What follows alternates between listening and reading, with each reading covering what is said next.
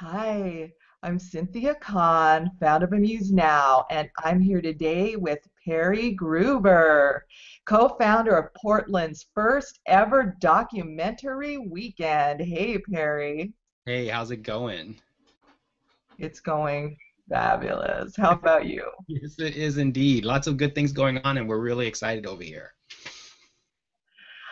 When I first attended documentary weekend a couple weeks ago, I had such a good time that I had to write an Amuse Now post about it from an attendee perspective. I am so excited that you agreed to come on my show and talk about it from a co-founder perspective. Well, it's my pleasure to be here, and we really enjoyed your participation in our very first documentary weekend. So thanks for joining us then. Well, for the two or three people who may have not read my post, why don't you tell us a little bit about documentary weekend? Sure. So Documentary Weekend is a guerrilla-style filmmaking event for anyone, not just people interested in film, but anyone can participate. And over the course of a day and a half or so, individuals join into teams. They're assigned a topic, and then they pre-produce, shoot, edit, produce, and then premiere their very own documentary in 30 hours. And that's pretty much it. Yeah, it was awesome. It's pretty fun. The fast-paced nature of the day and a half's worth of activities keeps it really energetic and exciting.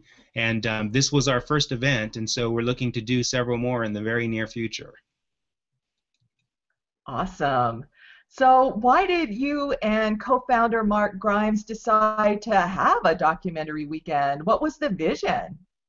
Well, the vision always is we're looking to do something that's new, that's interesting, and that's never been done before. And so this was something that we kind of came up with among a large number of other ideas that we're implementing. But Documentary Weekend was one of the first ones we launched.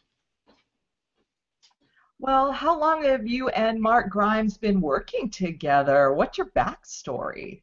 Oh, it's funny, Cynthia. We just talked about that yesterday, and we've been meeting every Thursday for 7 years now. So we met each other at a speech I was giving when I worked at Intel. I was giving the speech on behalf of Intel's corporate social responsibility programs, and Mark was in the audience. And I guess what I had to say resonated with him. And after my speech, he came up and said we ought to go to lunch, and that was 7 years ago. And so ever since that lunch on a Thursday out in Beaverton, Oregon, we've been meeting every Thursday. And of course, the regularity of our meetings has gone beyond the once a week meetings. We now are pretty much together all the time during the workday, scheming great ideas like Documentary Weekend. Yeah, let's give a little shout out because you're at NetSpace, which was founded by Mark Grimes, and it's a place for entrepreneurs to cohabitate and co-work together and build some synergy, right? Yeah, it's one of the, I would say one of the premier and I think one of the earliest co-working spaces in Portland, and it offers a really unique atmosphere where entrepreneurs, and not just entrepreneurs actually, Cynthia, there's some people there that work for regular companies that are just, corporate employees that work there too in a remote mode. And so it's just an opportunity it's a space where people can come, grab a desk or grab an office for a relatively small amount of money and have a community to work in instead of working at a coffee shop. Well, back to documentary weekend, how did it match up with the original vision? Well, the original vision, of course, is we want to do something interesting. We want to do something that's fun. We want to do something that's never been done before. And Documentary Weekend met every single one of those ideas. And when we first started talking about it, we were somewhat concerned whether or not the idea would live up to what we wanted to see happen, which is to expand around the world, whereby people not affiliated with us could um, sort of launch their own documentary weekends in their own communities without having to worry about getting a license or anything like that, and then generating that content at their local community level with support from Mark and I and the eventual larger team. So the vision is to do something new, do something interesting, do something that's really fun, and see that thing spread throughout the world, grown by this network of people that are interested in seeing creativity come to the big screen eventually. I mean, you never know. You never know what's going to happen with these documentaries when they come out. Our first four documentaries that were produced in the first event that you attended, Cynthia, are now on our YouTube channel, and we're in the process of growing the audience for those documentaries. And eventually, if you think about it, we could have events happening in multiple cities every single weekend. So the amount of content that's going to explode onto that YouTube channel is going to be pretty vast. And then at that point, really interesting opportunities present themselves for entertaining people and potentially generating some revenue. Wow, at that point, we should team up because I have hundreds of video interviews that also are pretty entertaining. Oh, I bet you do.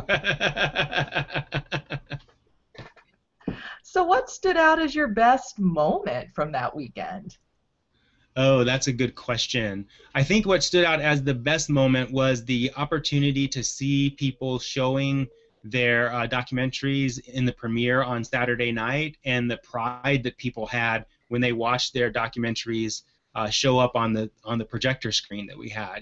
People at the event, they spent a lot of hard hours trying to get their documentaries put together, and we ran into some stumbling blocks, and I think you're going to ask me a question about that in a minute. But the result of having these guys and gals show up with this documentary at the end of the event was really the high point, because they worked so hard to make it happen. They had very little time to do it. They ran into all kinds of obstacles, but in the end, they all came out, and we were really proud of seeing that happen. Yeah, I was absolutely amazed at the quality. It was amazing. Yeah, the way that people got really creative, one of the key aspects of Documentary Weekend is we encourage people to only use mobile phone technology for their camera equipment, and laptops and tablets for their editing suites. And so when you're limited to that sort of technology, it can be a challenge especially if you're coming from a background of more traditional film production, where you have all kinds of light and sound equipment and rooms of editing technology. But when you can do pretty much the same thing these days with a laptop or a tablet and a cell phone, equipped with a camera, of course, if you have the skills and the creativity to do that. These people came into this weekend that we're talking about. Some they were on the spectrum of, some people had no experience whatsoever doing what we wanted them to see them do. Some had lots of experience from traditional backgrounds. But every single team produced something that they could be proud of, and that's why we put them on the site. And right now they're getting a pretty good viewership. So it's really cool seeing that happen. Terrific. So yeah, you had some obstacles. What was the greatest learning from that weekend?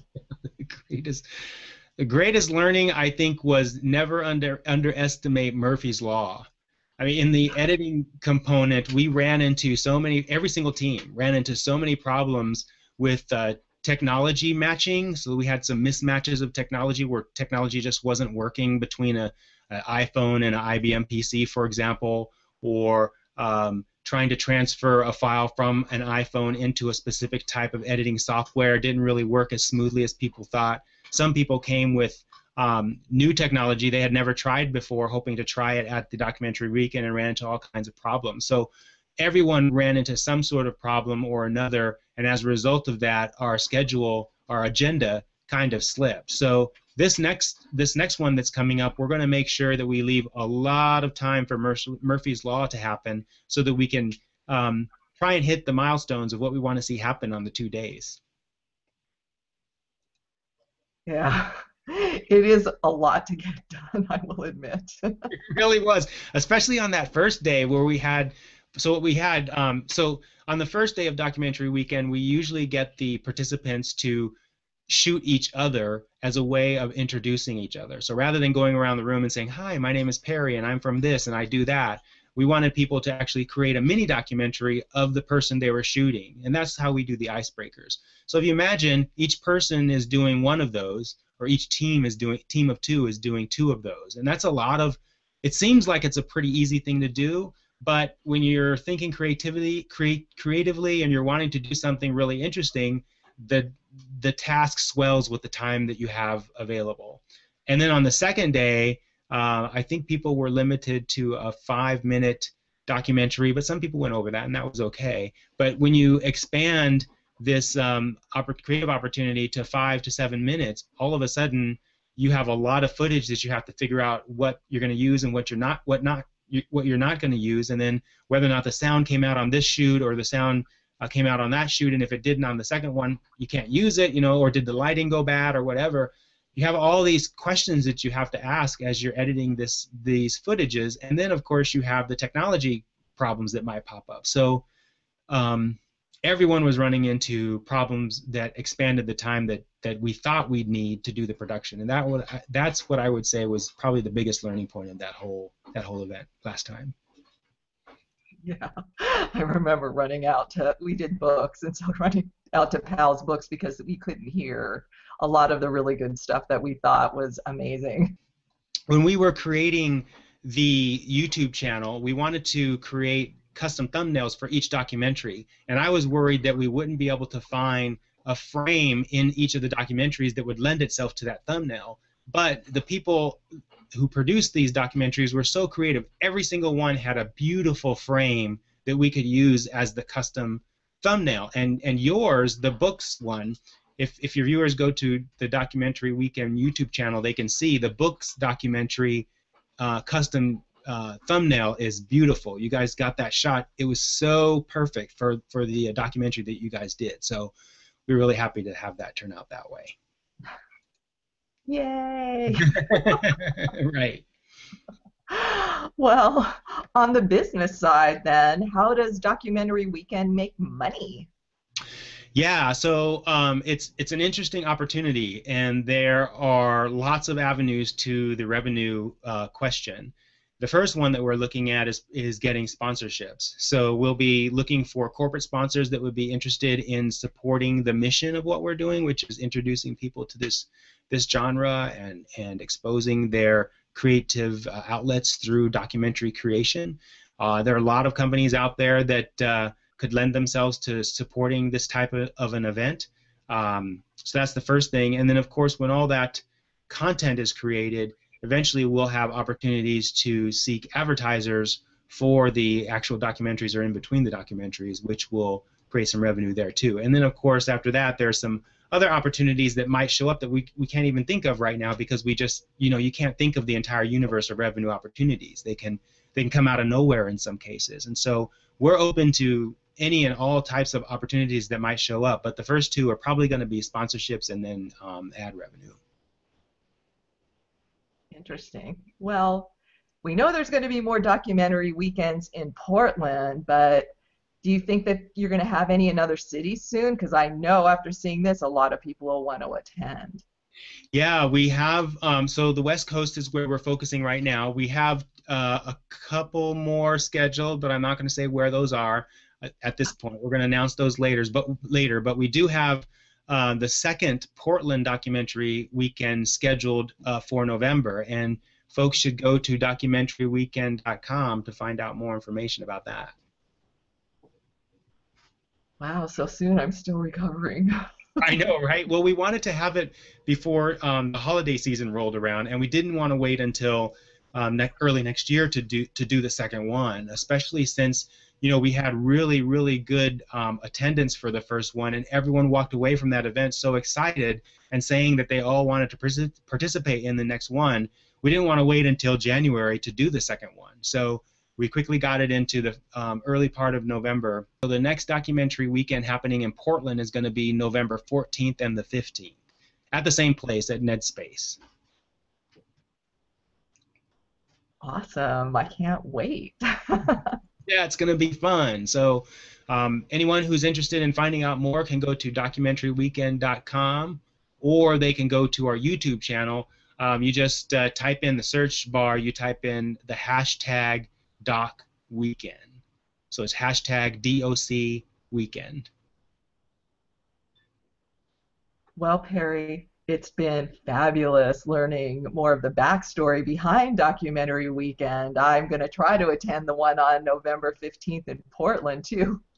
We'd love to see you, Cynthia. Thank you for attending the last one, and thank you for having me on today. My pleasure. Well, I wish you all the best. Have a nice evening. Thanks. You too. Bye bye. Hi, I'm Cynthia Kahn, founder of Amused Now.